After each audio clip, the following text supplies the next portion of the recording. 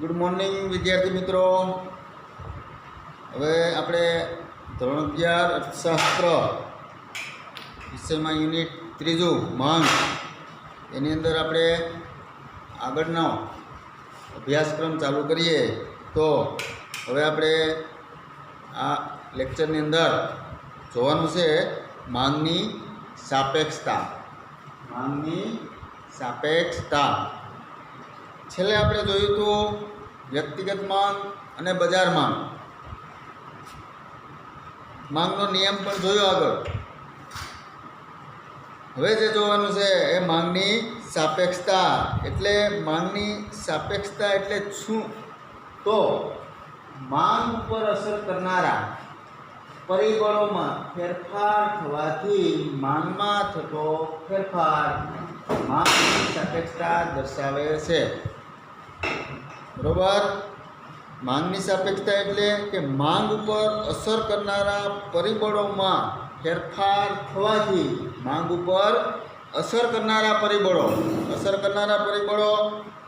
ઘણા બધા હોઈ શકે। કિંમત છે, વ્યક્તિની આવક છે, અન્ય વસ્તુની કિંમત છે, આ બધા અસર કરનારા પરિબળો છે। એટલે માંગ ઉપર અસર કરનારા પરિબળોમાં ફેરફાર થવાથી આ પરિબળોમાં બધીમાં કિંમત કે આવક કે એમાં ફેરફાર થવાથી માંગમાં થતો ફેરફાર એ માંગની સાપેક્ષતા દર્શાવે છે। એટલે કે માંગ છે એ આધારિત પરિબળ છે, સ્વતંત્ર પરિબળ નથી। કોઈ પણ વસ્તુની માંગમાં ફેરફાર થાય એ બીજા સ્વતંત્ર પરિબળ ઉપર આધાર રાખે છે। એટલે કે કિંમતમાં ફેરફાર થાય એટલે માંગમાં ફેરફાર થાય, એટલે કિંમત ઉપર આધાર રાખે છે। એટલે માંગ છે આધારિત પરિબળ છે, તો માંગની સાપેક્ષતા તરીકે ઓળખીએ છીએ। તો આવી રીતે સ્વતંત્ર પરિબળ નથી। વ્યક્તિની વસ્તુ અંગેની પસંદગી હોય, આવક હોય, કિંમત હોય, આ બધા પરિબળ ઉપર વ્યક્તિની માંગનો આધાર હોય છે। એટલે આ પરિબળ પ્રત્યેનો આધારના પ્રમાણમાપને તેની સાપેક્ષતા કહેવામાં આવે છે। માંગની મૂલ્ય સાપેક્ષતા એટલે આપણે આગળ જોયું હતું માંગના નિયમ પ્રમાણે। આપણે માંગનો નિયમ જોયો તો એમાં જોયું હતું કે ભાઈ અન્ય પરિબળો યથાવત રહે ત્યારે કિંમતમાં ઘટાડો થતાં માંગમાં વિસ્તરણ થાય છે, એટલે કે વધારો થાય છે। જ્યારે કિંમતમાં વધારો થતાં માંગમાં સંકોચન થાય છે, એટલે કે માંગ ઘટે છે। આમ કિંમત અને માંગ વચ્ચે વ્યસ્ત સંબંધ છે એવું માંગનો નિયમ છે એ સમજાવતો હતો। આમ કિંમત અને માંગ વચ્ચે કેવો સંબંધ છે? વ્યસ્ત સંબંધ। કારણ કે કિંમત ઘટે તો માંગ વધે અને કિંમત વધે તો માંગ ઘટે, એટલે બે ઉલટી દિશામાં આ બે પરિબળો છે ઉલટા જોવા મળે છે, ઉલટી દિશા જોવા મળે છે। એટલા માટે વ્યસ્ત સંબંધ છે એવું આપણે માંગના નિયમમાં સમજાવ્યું। પરંતુ કિંમતમાં થયેલ ફેરફાર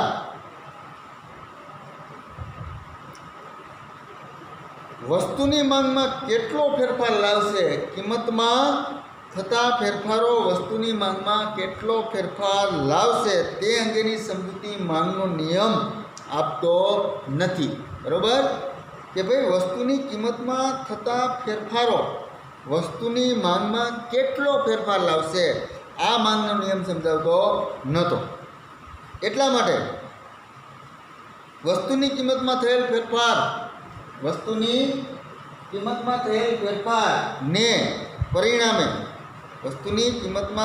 ફેરફારને પરિણામે વસ્તુની માંગમાં જે ફેરફાર થાય છે તે અંગેની સમજૂતી માંગની મૂલ્ય સાપેક્ષતા આપે છે। બરોબર? એટલે કે વસ્તુની કિંમતમાં થયેલ ફેરફારના પરિણામે વસ્તુની માંગમાં જે ફેરફાર થાય છે તે અંગેની સમજૂતી માંગની મૂલ્ય સાપેક્ષતા આપે છે। એટલે કહેવાનો મતલબ એ છે કે વસ્તુની કિંમતમાં જેટલો ફેરફાર થાય એને પરિણામે માંગમાં કેટલો ફેરફાર થાય છે આ બાબત છે માંગની મૂલ્ય સાપેક્ષતા એ સમજાવે છે। હવે આપણે જોઈએ માંગની મૂલ્ય સાપેક્ષતાનો અર્થ।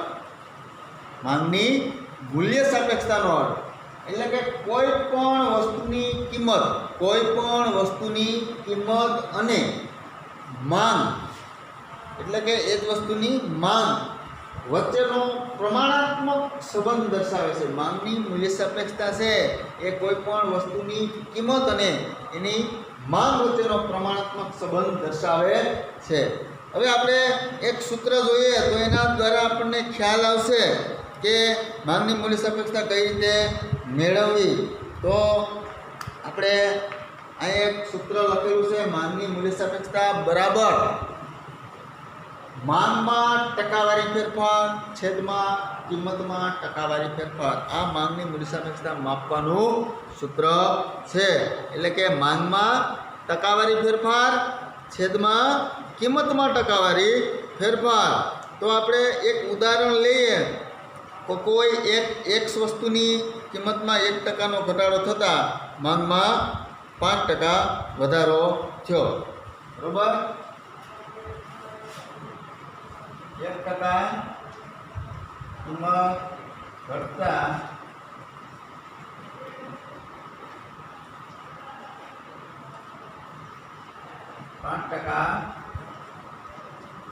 માંગમાં વધારો. બરોબર, પણ આ વસ્તુ છે એ ટકાવારીના ફેરફાર મૂકવાનો થાય છે. બરોબર, એટલે કે આપણે ઉદાહરણ લીધું કે એક વસ્તુની કિંમત છે 1% ઘટે તો માંગ 5% વધારો થાય છે. તો સૂત્ર પ્રમાણે આપણે જોઈએ કે ભાઈ માંગમાં ટકાવારી ફેરફાર, માંગની મૂલ્ય સાપેક્ષતા બરાબર માંગમાં ટકાવારી ફેરફાર કેટલો છે 5 છેદમાં કિંમતમાં ટકાવારી ફેરફાર 1. બરોબર, 5 છેદમાં 1 બરાબર 5 આવે. બરાબર 5 આવે. આ 5 જે છે માંગની મૂલ્ય સાપેક્ષતાનો આંક ગણાય છે.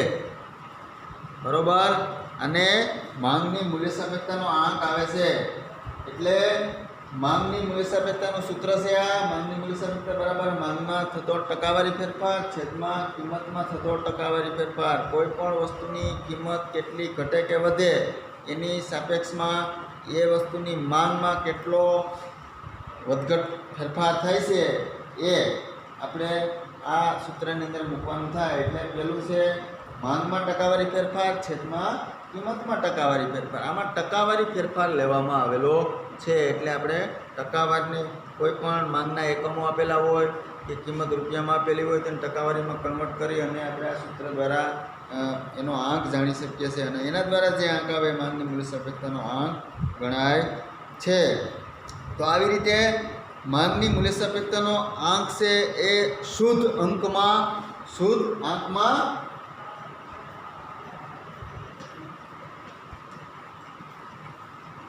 રજૂ થાય, શુદ્ધ આંકમાં રજૂ થાય છે. માંગની મૂલ્ય સાપેક્ષતાનો આંક છે શુદ્ધ આંકમાં રજૂ થાય છે એટલે કે તેની પાછળ ટકા કે રૂપિયા કે કિલોગ્રામ કે લીટર કે મીટર કે એવું કંઈ પણ લખાતું નથી. બરોબર, તો આવી રીતે માંગની મૂલ્ય સાપેક્ષતાની સમજૂતી પ્રોફેસર માર્શલના કહેવા પ્રમાણે કે ભાઈ વસ્તુની માંગની મૂલ્ય સાપેક્ષતા, માર્શલ કહે છે કે ભાઈ વસ્તુની માંગની મૂલ્ય સાપેક્ષતા વધારે કે ઓછી એનો આધાર, વધારે છે કે ઓછી છે એનો આધાર કિંમતના ઘટાડાને પરિણામે, એટલે કે કિંમતના ઘટાડાને પરિણામે માંગમાં થતો વધારો મોટો છે કે નાનો છે અને કિંમતના વધારાને પરિણામે માંગમાં થતો ઘટાડો મોટો છે કે નાનો છે એના ઉપર આધાર રાખે છે. એટલે કે માંગની મૂલ્ય સાપેક્ષતા વધારે છે કે ઓછી છે એ કિંમતનો જે ફેરફાર થાય છે ટકાવારી એની સામે માંગનો ફેરફાર કેવો છે, વધારે ઓછો અથવા તો આને આધારે છે. એ ખાસ કરીને માંગની મૂલ્ય સાપેક્ષતાનો આપણે જાણી શકીએ છીએ કે માંગની મૂલ્ય સાપેક્ષતા ઓછી છે કે વધારે છે. ઓકે, હવે આ વસ્તુ આપણે જોઈ, હવે આપણે આગળ જોઈએ તો હવે આપણે જોવાનું છે માંગની મૂલ્ય સાપેક્ષતાના પ્રકારો. બરોબર,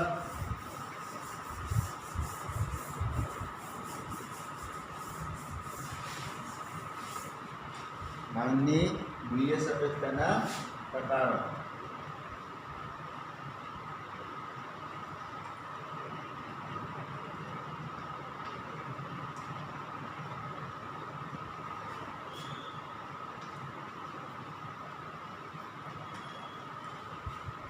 તો માંગની મૂલ્ય સાપેક્ષતાના 5 પ્રકારો છે. તો આ 5 પ્રકારો જે છે એટલે કે વસ્તુની 5 પ્રકારોને આપણે ક્રમવાઇઝ જોશું. એટલે માંગની મૂલ્ય સાપેક્ષતાના પ્રકારોની અંદર જોઈએ તો કિંમતમાં ફેરફાર થતાં વસ્તુની માંગમાં કયા દરે ફેરફાર થશે, કિંમતના ફેરફારને કારણે વસ્તુની માંગમાં કયા દરે કેટલા પ્રમાણમાં ફેરફાર થાય છે તેના આધારે માંગની મૂલ્ય સાપેક્ષતાના આપણે 5 પ્રકારો છે પાડવામાં આવેલા છે. તો એમાં એક પછી એક પ્રકાર આપણે જોઈએ. તો પહેલો છે સંપૂર્ણ મૂલ્ય સાપેક્ષ માંગ. પહેલો છે સંપૂર્ણ મૂલ્ય સાપેક્ષ માંગ. પહેલો પ્રકાર છે સંપૂર્ણ મૂલ્ય સાપેક્ષ માંગ.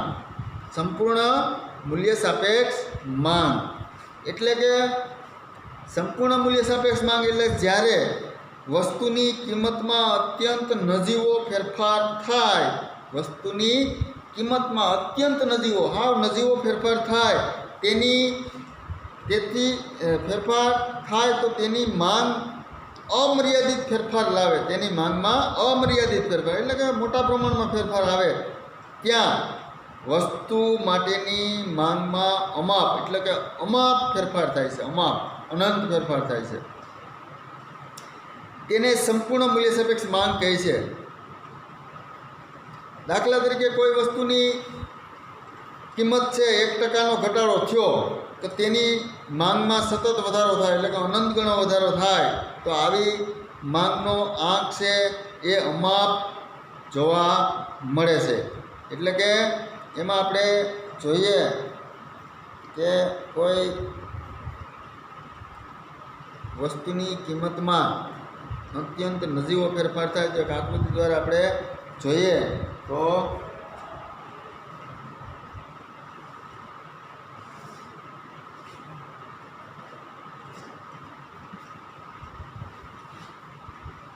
y ધરી x ધરી અને આ બધું વસ્તુની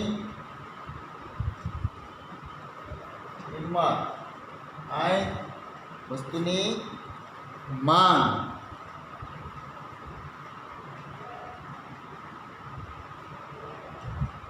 x ધરી પર વસ્તુની માંગ આપેલી છે, y ધરી પર વસ્તુની કિંમત આપેલી છે. હવે અહીંથી આપણે x ધરીને સમાંતર એક આડી લીટી દોરેલી છે, રેખા દોરેલી છે, બરાબર. તો માંગની મૂલ્ય સાપેક્ષતાની રેખા. તો હવે આપણે જોવાનું છે કે અહીંથી x ધરીને સમાંતર રેખા દોરેલી છે એનો મતલબ એ થાય કે માંગની મૂલ્ય સાપેક્ષતાની આકૃતિમાં આપણે જોઈ શકીએ છીએ કે ખાસ કરીને કિંમત છે એ આમ તો સ્થિર જેવી જોવા મળશે. એટલે કે આ આડી ધરી x ધરીને સમાંતર છે એટલે માંગ છે એ અનંત છે એમ આપણે કહી શકીએ છીએ. હવે એમાં કિંમતમાં નજીવો ફેરફાર થાય 1% તો માંગ છે એ અનંત ફેરફાર પામે છે. એટલા માટે એટલે કે x ધરીને સમાંતર છે એનો મતલબ એ છે કે કિંમતનો નજીવો ફેરફાર થવાથી માંગ છે એ અનંત ખૂબ જ મોટા પ્રમાણમાં ફેરફાર પામે છે. એટલા માટે એને સંપૂર્ણ મૂલ્ય સાપેક્ષ માંગ તરીકે આપણે ઓળખીએ છીએ. સંપૂર્ણ મૂલ્ય સાપેક્ષ, સંપૂર્ણ મૂલ્ય સાપેક્ષ માંગ, સંપૂર્ણ મૂલ્ય સાપેક્ષ માંગની રેખા છે.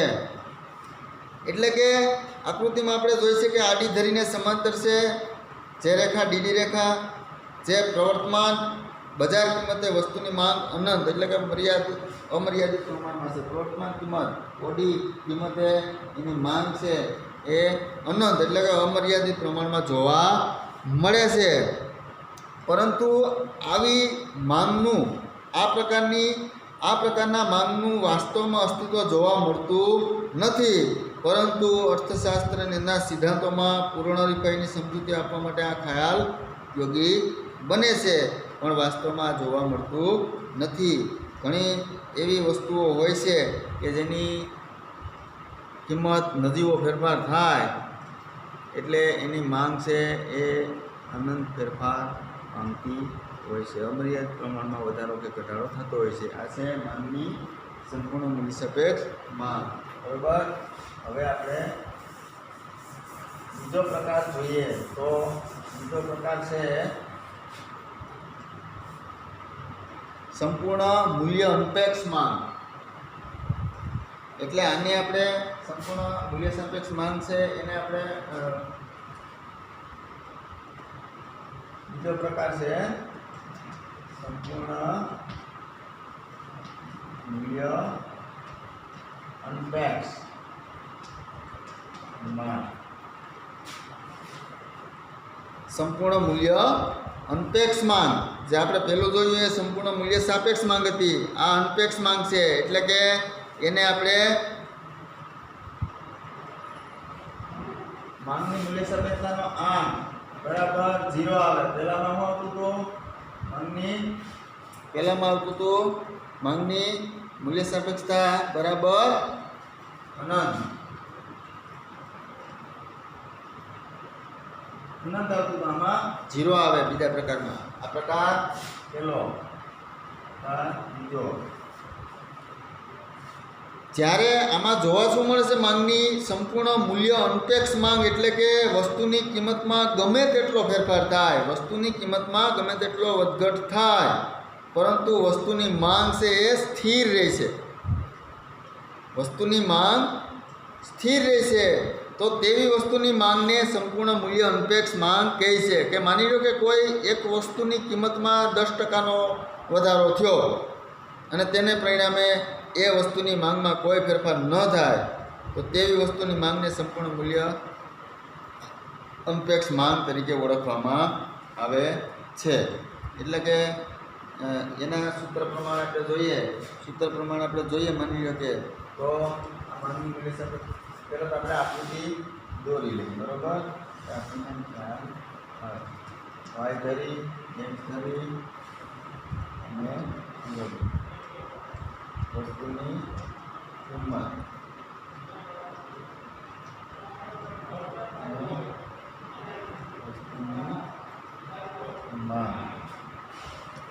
બરોબર.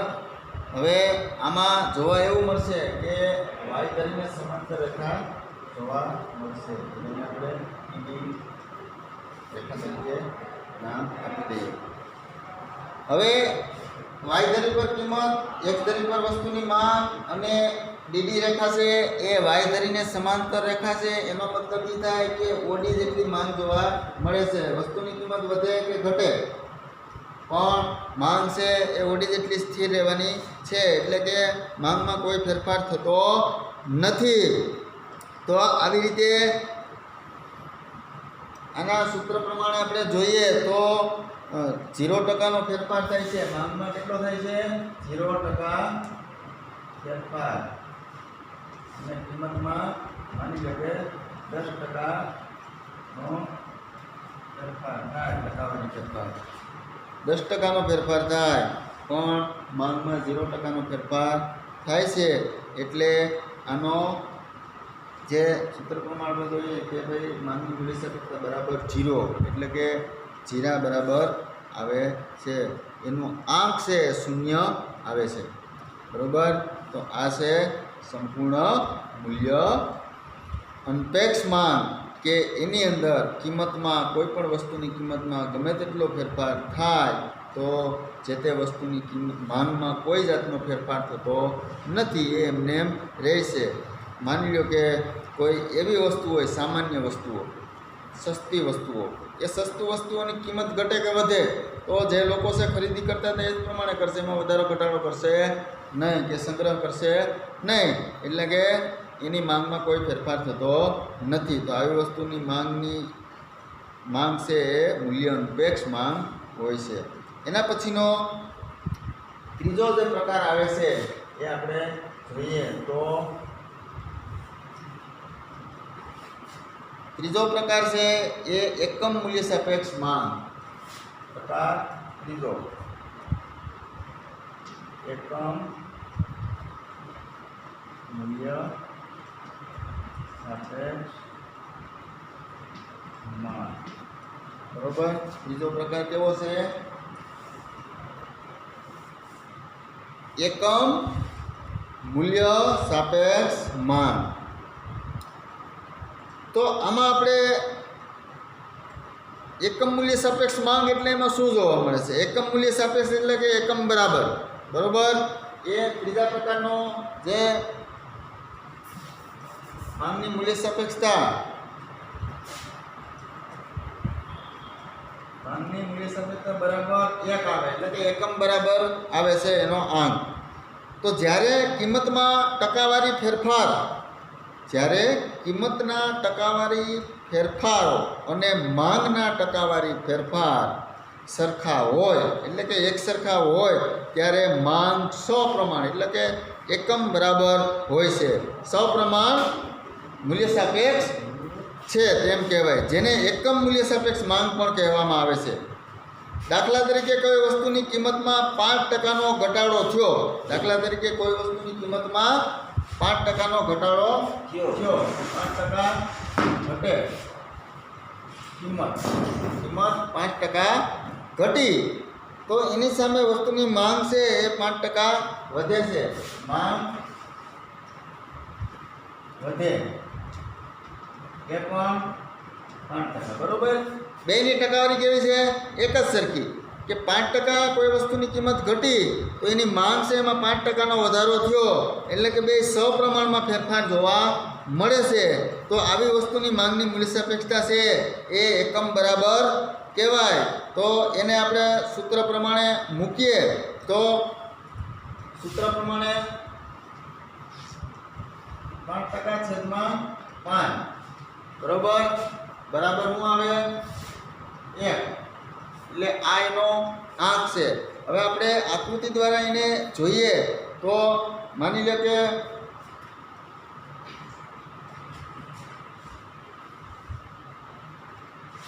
ડાબી બાજુ ઉપરથી જમણી બાજુ નીચે તરફ ઢળતી એક રેખા છે એ દોરેલી છે. આપણે એને ડીડી રેખા તરીકે માંગની મૂલ્ય સાપેક્ષતાની રેખા છે. તો હવે આપણે જોઈએ કે ભાઈ માની લો કે OP1 જેટલી કિંમત હોય, OP1 જેટલી કિંમત હોય તો માંગ છે એ એની માંગ છે એ ઓ એમઆઈ બરાબર. ઓપી જેટલી કિંમત હતી ત્યારે માંગ છે કેટલી થઈ? એમ આઈ જેટલી જોવા મળે છે. હવે માની લો કે કિંમત છે એ વધે છે. બરોબર. ઓપી જેટલી એટલે કે ઓપી જેટલી કિંમત હતી એની જગ્યાએ હવે P1 P જેટલો વધારો થાય છે એટલે કે ઓપી કિંમત થાય ત્યારે કિંમત વધી એટલે માંગ છે એ ઘટવાની છે.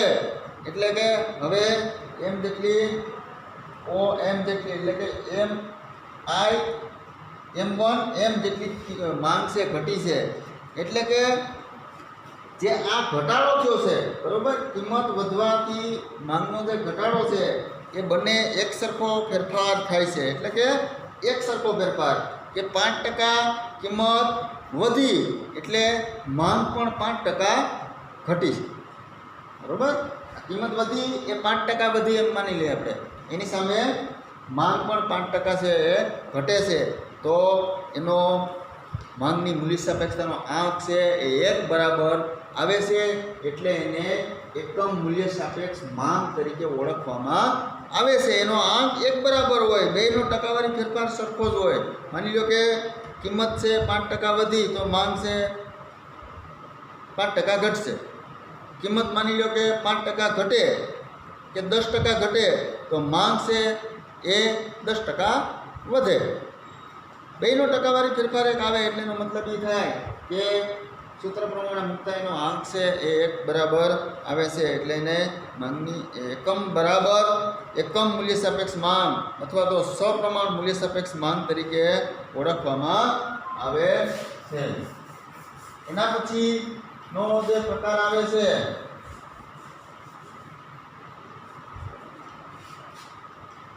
એના પછીનો જે પ્રકાર છે એ આપણે જોઈએ તો મૂલ્ય સાપેક્ષ માંગ. તો મૂલ્ય સાપેક્ષ માંગ એટલે કે એને આપણે જોઈએ આગળ. મૂલ્ય બીજો પ્રકાર છે, ચોથો પ્રકાર મૂલ્ય સાપેક્ષ માંગ.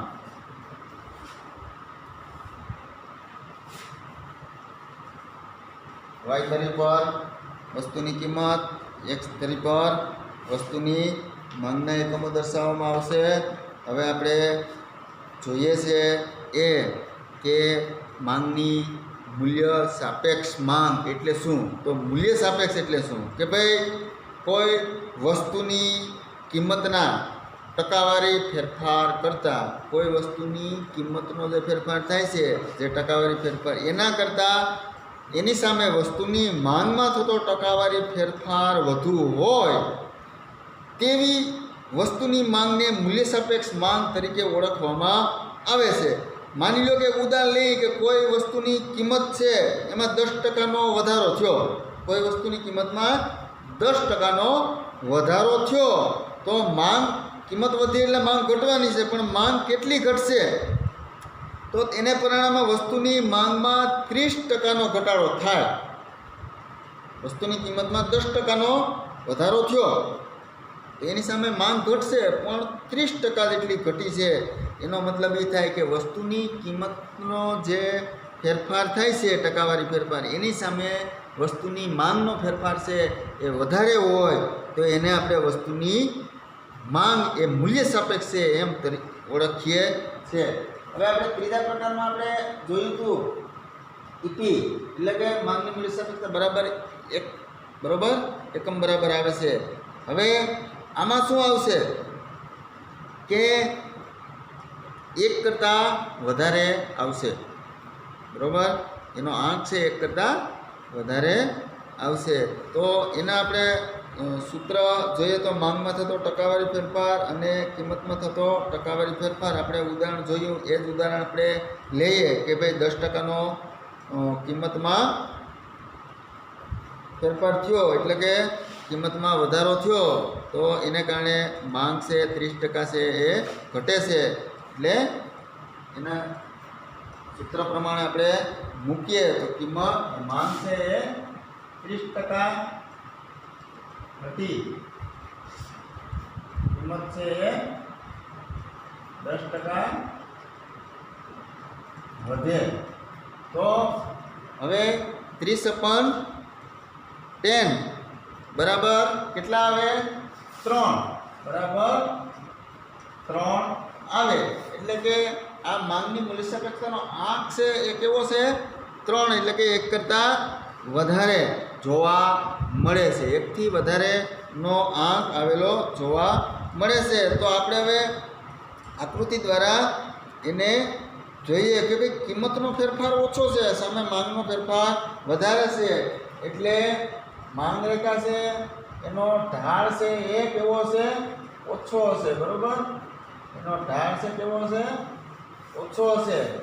માંગ રેખાનો ઢાળ એટલે કે ડીડી રેખા જે છે આ માંગ રેખા એનો ઢાળ ઓછો હશે. આ ઓછો ઢાળ, આમ હોય તો ઢાળ વધારે, એટલે ઓછા ઢાળવાળી માંગ રેખા જોવા મળશે. એટલે કે માંગ રેખાનો ઢાળ ઓછો જોવા મળે છે. હવે આપણે જોઈએ કે આકૃતિની અંદર આપણે જોઈ લઈએ કે ભાઈ વસ્તુની કિંમત E1 બરોબર. હવે કિંમત ફરી પાછી વધે અને P થાય તો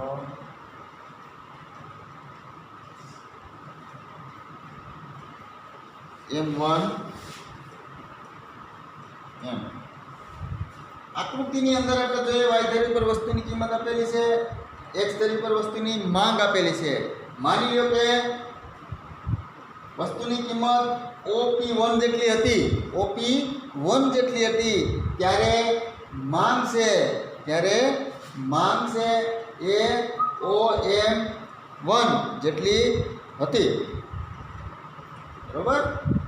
P1 OP1 જેટલી કિંમત હતી ત્યારે માંગ છે OM1 એટલી માંગ જોવા મળે છે. હવે માની લો કે કિંમત વધી છે, એટલે કે P1 હતી એની જગ્યાએ OP જેટલી કિંમત થાય છે, એટલે કે P જેટલો વધારો થાય છે, એટલો વધારો જોવા મળે છે. તો કિંમત વધતા માંગ ઘટવાની છે. તો કિંમત વધી છે તો એની સાથે માંગ છે એ ઘટે છે, એટલે કે માંગ ઘટીને OM જેટલી થઈ જાય, એટલે કે M1M જેટલી થાય છે. એનો મતલબ એ છે કે કિંમત 10% જેટલી ઘટી, કિંમત એટલી ઘટી છે, એટલી વધી છે, એની સામે માંગમાં ઘટાડો છે એ વધારે જોવા મળે છે. એનો ગાળો વધારે જોવા મળે છે. એનો મતલબ એ થાય કે માંગ છે એનો ફેરફાર વધારે છે, કિંમતના ફેરફાર કરતાં માંગનો ફેરફાર વધારે છે. તો આને મૂલ્ય સાપેક્ષ માંગ તરીકે આપણે ઓળખીએ છીએ. મૂલ્ય સાપેક્ષ માંગ તરીકે ઓળખીએ છીએ. એને આકૃતિની અંદર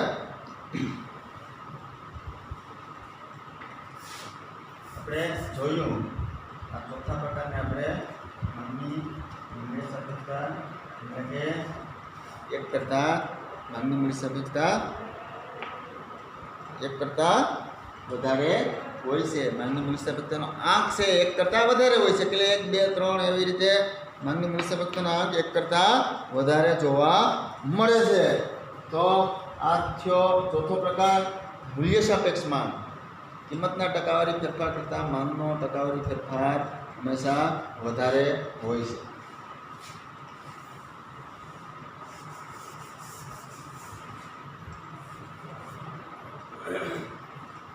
હવે આપણે માંગની મૂલ્ય સાપેક્ષતાનો છેલ્લો પ્રકાર જોવાનો છે, એટલે કે પ્રકાર 5મો, મૂલ્ય અનપેક્ષ માંગ. કેવો 5મો પ્રકાર? મૂલ્ય અનપેક્ષ માંગ.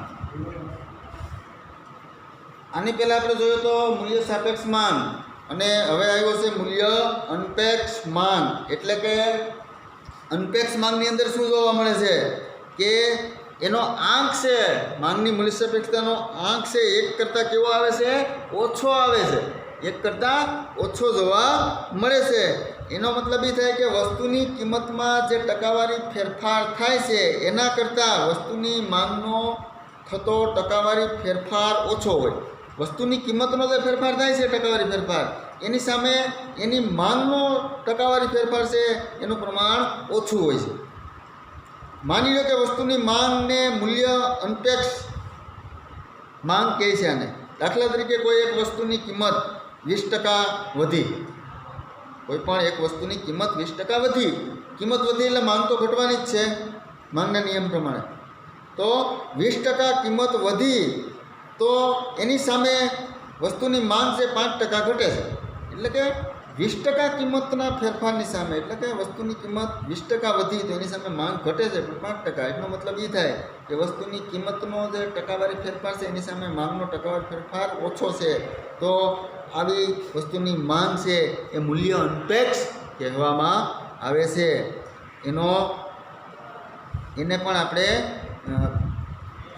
એને આપણે કઈ રીતે દર્શાવીએ છીએ? આમાં માંગની મૂલ્ય સાપેક્ષતા કેવી હોય છે? માંગની મૂલ્ય સાપેક્ષતા એક કરતાં વધારે હોય છે, અને મૂલ્ય અનપેક્ષની અંદર માંગની મૂલ્ય સાપેક્ષતા એક કરતાં ઓછી હોય છે, એક કરતાં ઓછી હોય છે. એને આપણે આકૃતિ દ્વારા જોઈએ. એની માંગની રેખા જે છે એ એકદમ ઢાળવાળી જોવા મળે છે. બરોબર? એકદમ ઢાળ હોય છે. આ બીજી રેખા વાય ધરી પર વસ્તુની કિંમત અને ડી ધરી પર વસ્તુની માંગ આપેલી છે એ આપણે જોયું. હવે આપણે જોઈએ કે ઓપી કિંમતે માંગ ઓપી કિંમતે માંગ છે એ એમ કેટલી છે. હવે માની લો કે કિંમત વધી છે અને ઓપી 1 થાય તો માંગ છે ઘટીને OM1. એટલે કે આની અંદર આપણે જોઈ શકીએ છીએ કે ઓપી જેટલી કિંમત હતી ત્યારે માંગ છે OM જેટલી હતી. હવે માની લો કે કિંમત છે, કિંમતનો ટકાવારી ફેરફાર થાય છે. એટલે માની લો કે કિંમતમાં વધારો થયો OP1 જેટલો, એટલે કે PP1 જેટલો એટલો વધારો થયો તેની સામે માંગ છે ઘટે છે પણ કેટલી MM1 એટલો ઘટાડો થયો. ઘટાડો ઓછો છે અને કિંમતનો વધારો વધારે છે. કિંમતનો વધારો વધારે છે એટલે આને આપણે માંગની મૂલ્ય અનપેક્ષ માંગ તરીકે ઓળખીએ છીએ કે ભાઈ માંગનો ટકાવારી માની લો કે આપણે માંગનો ટકાવારી ફેરફાર છે એ કેટલો કર્યો હતો 5% અને સામે 20%, બરોબર. એટલે કે 1/4 બરોબર. એટલે કે 0.25 બરાબર 0.25 જેટલો આંક આવે છે. એટલે કે 1 કરતાં ઓછો છે. તો માંગની મૂલ્ય અનપેક્ષ માંગ હોય ત્યારે વસ્તુની કિંમતનો ટકાવારી ફેરફાર છે વધારે હોય છે, એની સામે માંગનો ફેરફાર છે એ ઓછો હોય છે. કિંમતમાં જેટલો ફેરફાર થાય એની સામે માંગમાં નહિવત ફેરફાર થાય છે. Okay, thank you. અહીં આપણે આ માંગની મૂલ્ય સાપેક્ષતા અને આ મુદ્દો આપણે પૂરો કરીએ છીએ. Thank you.